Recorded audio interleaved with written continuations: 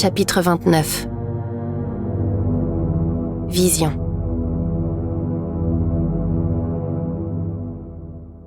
Nous sommes réunis tous les 5 à table. Maman, papa, Valère, Bastien et moi. Le bouillon de faisan fume dans sa soupière, au milieu de la table garnie de fleurs des champs. À travers la fenêtre, les rayons chauds de la fin d'après-midi baignent les visages de ma famille. « Bienvenue à la maison, Jeanne », me dit mon père. Je voudrais lui répondre, mais la détresse me noue la gorge. Malgré les apparences, je sais que ma famille est morte. Ce souvenir d'aspect si réel n'est qu'une illusion du passé, ramené à la vie par le pouvoir maléfique de la chambre mortuaire où le temps n'a pas cours. La dernière image de mon bonheur familial restera figée pour toujours dans la lumière dorée de 7 heures, par ce soir du 31 août, avant que le poing de l'inquisiteur martelant notre porte vienne tout fracasser. Je tenais le cou du roi sur le fil de mon épée, mais je n'ai pas pu le trancher, je balbutie. Je tenais à portée de main la vengeance qui m'a obsédée des semaines durant, mais je me suis dérobée. Valère rajuste ses besicles, comme à chaque fois qu'il s'apprête à me sermonner. « Ne sois pas si dur avec toi-même, » dit-il. Toute trace de nervosité a disparu de sa voix. Mon grand frère semble plus apaisé que jamais, et sa douceur inattendue calme étrangement mon angoisse. « Je suis fière de toi, Belette, » ajoute Bastien en me touchant la main. « T'as fait ce que tu devais. » Ses yeux sensibles brillent aussi fort que lorsque nous allions regarder les nuages. L'établissement d'un nouveau règne sanguinaire n'aurait servi en rien notre cause, conclut maman en me souriant tendrement, ses longs cils bruns ourlant ses yeux d'or. C'est en minant ce règne-ci de l'intérieur que tu pourras reprendre notre flambeau, et même davantage, accomplir ce pourquoi nous nous sommes tant battus. Son sourire lumineux s'élargit, chassant les dernières ombres qui pesaient sur mon cœur. Les grands changements ne se nourrissent pas de vengeance, ma fille, mais de vision. La vengeance nous accroche à ce qui n'est plus, comme une chaîne au passé. Mais la vision nous projette vers ce qui n'est pas encore, tel le souffle du futur. À ces mots prophétiques, je me rends compte que la lumière ambiante s'est éclaircie. Ce n'est plus le brasier mourant du soir, mais l'éclat limpide du matin. Les cheveux de ma mère sont différents, plus courts, parcourus de mèches claires. Elle ne porte pas l'une de ces longues robes d'herboriste pleines de poches, mais des culottes d'homme taillées dans ce nouveau tissu, le denim que j'ai découvert récemment. En réalité, tous les membres de ma famille sont vêtus de ces étranges culottes. Mes frères n'arborent plus leurs grossières chemises de toile brute, mais des maillots de corps aux manches courtes, bariolés de couleurs vives.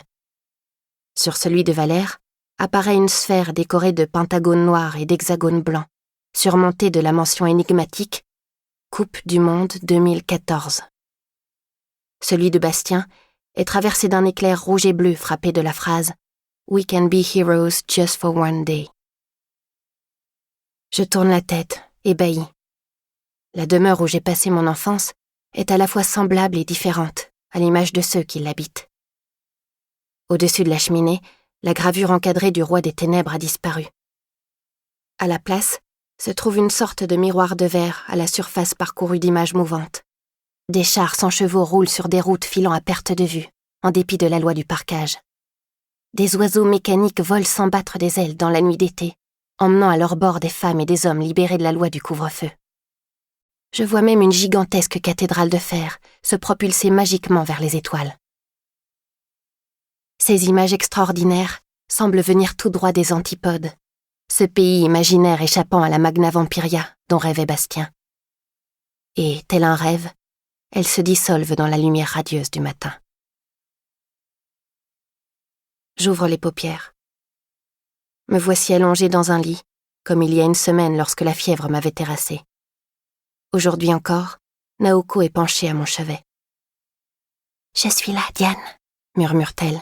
« Tu as dormi presque la nuit entière. » À la douceur de sa voix, je sens que j'ai enfin retrouvé ma chère amie perdue. Mais le nom qu'elle utilise pour s'adresser à moi sonne comme un avertissement. Nous ne sommes pas seuls. Je prends conscience que je ne me trouve pas à la grande écurie, mais dans une chambre du château aux lambris dorés, éclairée de grands lustres.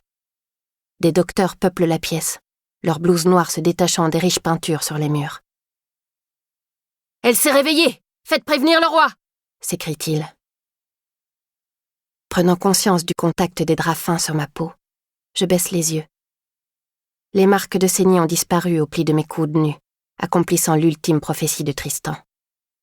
Un peu de ténébrine coule désormais dans mes veines, et le dernier stigmate de ma condition de roturière s'est effacé. La porte s'ouvre soudain. Un souffle glacé me fouette le visage, tandis que les docteurs inclinent leurs chapeaux coniques. L'immuable pénètre dans la pièce, accompagné de ses gardes, de ses ministres et de son grand archiatre. Une nouvelle chemise noire a remplacé celle que le pieu de Tristan a percée, au-dessus de la blessure miraculeusement refermée par la puissance des ténèbres. La fantastique chevelure du monarque est retombée sur ses épaules. Ses griffes se sont rétractées dans ses doigts pâles. Surtout, il porte à nouveau son masque d'or impénétrable, cachant ce visage que malgré tous mes efforts, je ne parviens pas à imaginer. Une voix profonde s'élève des lèvres métalliques. « Vous avez sauvé la couronne, Diane de Gastefrisch. Nous vous avons vu arracher cette épée des mains de l'ignoble régicide pour la retourner contre lui. Qui eût cru qu'une petite souris grise comme vous pût peser si lourd dans la balance du destin ?» Ne sachant que répondre, j'incline la tête contre mon oreiller en signe de soumission, assumant ce rôle de souris grise que le souverain m'a assigné. Qu'il me considère donc comme un petit animal familier. Je me faufilerai d'autant mieux dans les coulisses de son règne pour en ronger les ficelles. Les membres de cette cabale ignoble ont décimé nos écuyers, reprend-il. Ils sont morts tous les 5, à l'exception de notre fidèle Surage, que nous avions envoyé raccompagner le perdant. Les infâmes frondeurs ont pu goûter notre royal courroux. 50 d'entre eux ont été tués sur le champ. Leurs corps seront empalés des 2 mains sur le mur de la traque, en guise d'avertissement. 50 autres croupissent dans nos geôles.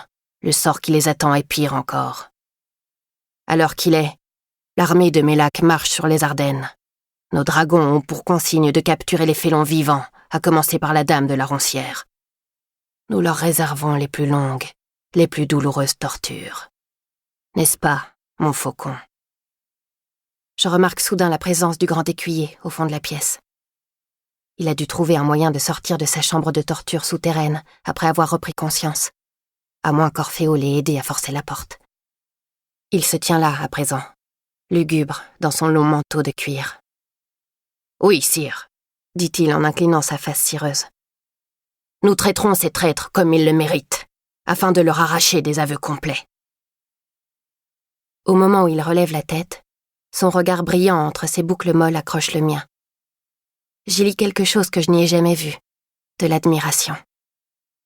J'ai réussi à stopper la révolution de palais contre laquelle il m'avait mise en garde, et dont les conséquences auraient été dramatiques pour le peuple. Une prolifération anarchique du nombre de suceurs de sang, sans l'encadrement du numerus clausus, aurait littéralement achevé le Carétat. Je n'ai pas exécuté Tristan pour sauver le roi, non, mais pour préparer la véritable révolution. Celle qui dissipera les ténèbres et détrônera l'immuable, ainsi que l'ensemble des vampires et tous les Tristans du monde. Surage et vous êtes désormais nos seuls écuyers, dit le monarque, sans se douter qu'en m'adoubant il s'allie à celle qui a juré sa perte. Y a-t-il quelque chose que nous puissions faire pour vous exprimer notre gratitude ? Parlez sans honte, mademoiselle. Bijoux, animaux exotiques, armes raffinées. Toutes les extravagances vous sont permises. Qu'est-ce qui vous comblerait ?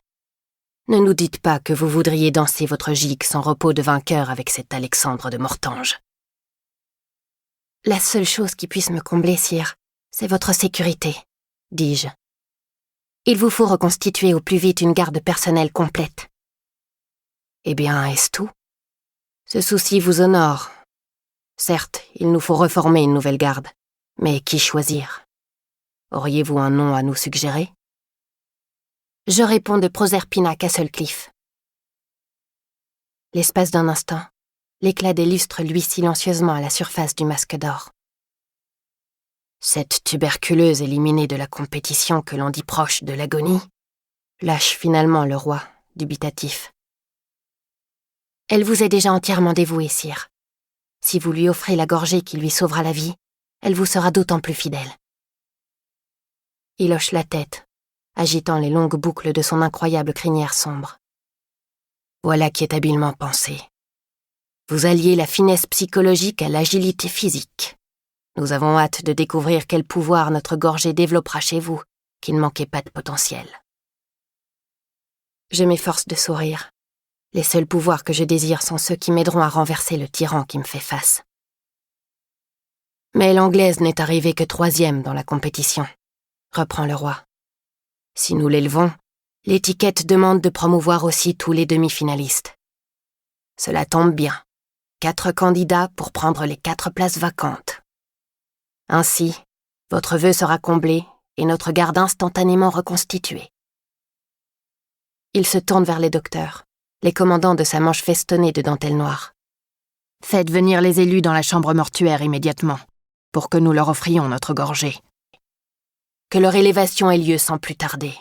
Que l'État reprenne son cours imperturbable. Proclamez à travers toute la Vampiria que l'immuable n'a même pas été ébranlé par cette faction pathétique. Telle est notre réponse implacable à ceux qui, osant souhaiter notre perte, ont signé la leur. »